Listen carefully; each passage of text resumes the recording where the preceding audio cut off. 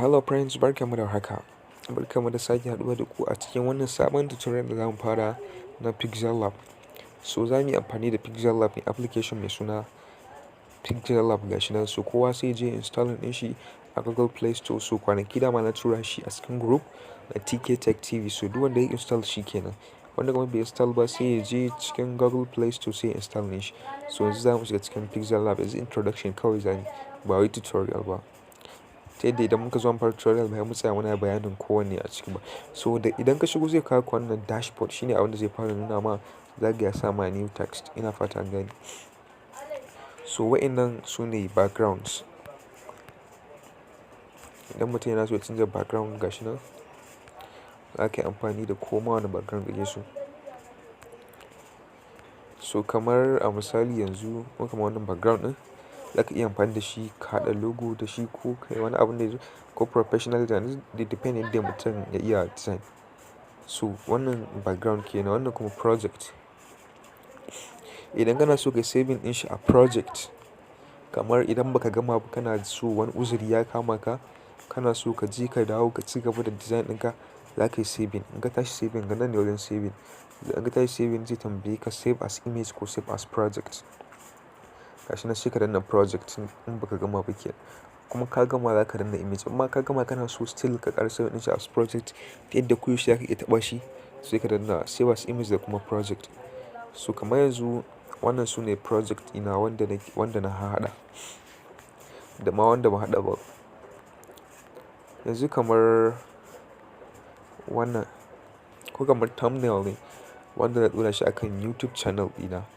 Tun wannan bidiyon da na yi kwanaki akan yadda mutum zai yi creating Facebook application, mun yi amfani da Sketchware tun a lokacin. So kun ga a cikin nan PIXELLAB na zo na yi thumbnail ɗin nan. So ana yin design da yawa gaskiya da PIXELLAB. It depend da yanayin yadda mutum ya iya design. Kamar ka ɗau kamar a misali wannan. Kun ga shi ma a cikin nan PIXELLAB na haɗa shi. Kun gan shi? So it depend da yanayin yadda mutum ya iya design. So sai kamar nan ɓangaren text. Wannan A ɗin nan idan kana so ka yi rubutu za ka danna plus icon ɗin na text. Sai ka danna kamar edit haka.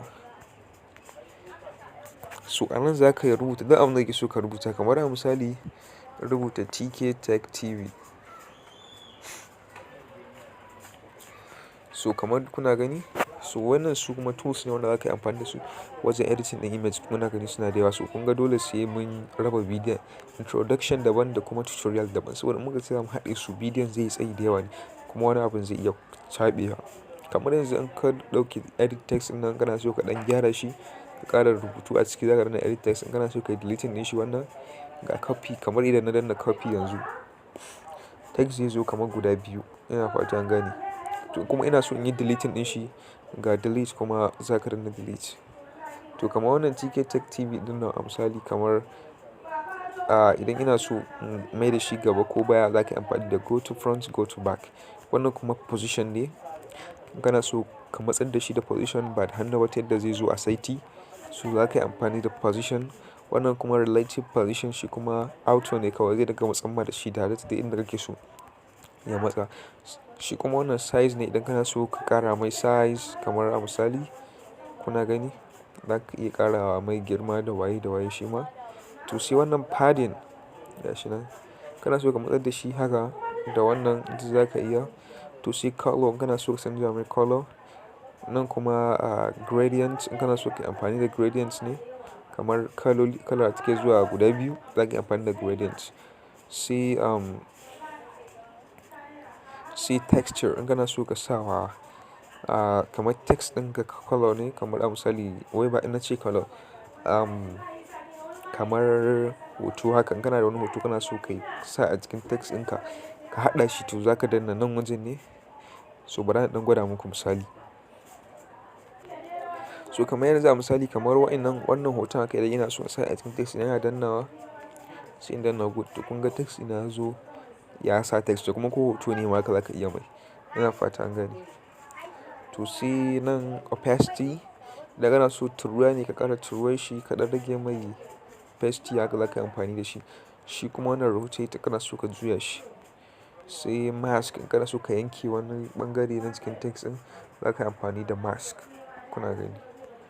To sai font, kana so ka canza mai font shi ma gashi nan za ka sa mai kowane font kake so a nan wajen. To sai abin da ya shafi style, in kana so ka sa mai bold ga italic ga underline za ka yi amfani da su. Sai kuma curve, kana so ka juya shi kamar haka a misali. To za ka yi amfani da curve ne domin ka juya shi. Sai background text, in kana so ka sa wa text ɗinka background kamar haka. Kuna gani kamar a misali ga wannan, in kana so ka sa mai background to shi ma za ka iya amfani da kowane irin background kake so. Sannan kuma akwai background da ake sa kamar da shape, za ka iya ɗauko shape ka sa a bayan text ɗin. Sai gashi nan align, kana so ka sa mai center alignment shi ma za ka iya sa mai. So wannan align ne in kana so kamar idan ka yi text da yawa kana so ka sa shi a matsayin center alignment, left ko right alignment za ka yi amfani da shi wannan align ɗin. To sai nan spacing shi kuma za ka yi amfani da shi. So yanzu kamar idan ka danna spacing kamar a misali in ka danna a haka to shi kuma wannan za ka iya matsar da shi ka buɗa shi yadda kake so. To sai wannan line spacing shi ma idan a tsaye ne kana so ka ƙara tazarar shi tsakanin shi wannan text ɗin da wani text na ƙasa za ka yi amfani da line spacing. To sai stroke, kana so ka sa mai stroke, ina fatan gani kamar kun gani stroke ɗin yau. Kuma kana so ka ƙara mai haka to za ka yi amfani da stroke. Sai wannan abin da ya shafi shadow ne, kana so ka sa mai shadow shi ma kamar haka. Kuma shadow ɗin ba nan kana so ka kamar ka ƙara mai wannan kuma ka rage blur ɗin shadow duk za ka yi amfani da shi. Shi wannan emboss gashi nan shi ma yana gyara text sosai kamar haka. So haka kun gani yayi kyau sosai. To sai perspective shi ma in ka kunna shi za ka iya juya text ɗinka duk yadda kake so shi ma. It depend yadda ka ƙware a ɓangaren graphics. So sai 3D rotate, in kana so ka juya shi kamar ka mai applying 3D za ka iya juya shi kamar 3D text ɗin a misali. Kun ga za ku ga can bayan yayi long haka to shine 3D kun gani. Kun gani 3D ɗin ya hau na jujjuya shi duk yadda ka juya shi zai hau. To wannan kamar 3D kenan ga shadow, 3D shadow.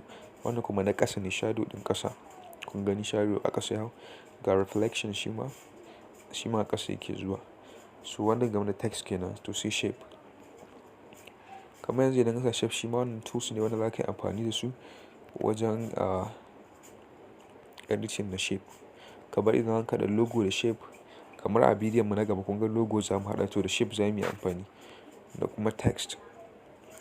So kun gani shi ma wannan duk game da shape ne shi ma tools ɗin shi daban su ma kun ga suna da yawa. Wanda kuma background ne kana so ka sa background daga color kun ga ya hau color ɗin shi ya hau. Ga transparent kuma kana so bai zo ba background. Image size in kana so ka ƙara wa project wanda ake amfani da shi girma. Wannan image shi ma kamar background ne haka.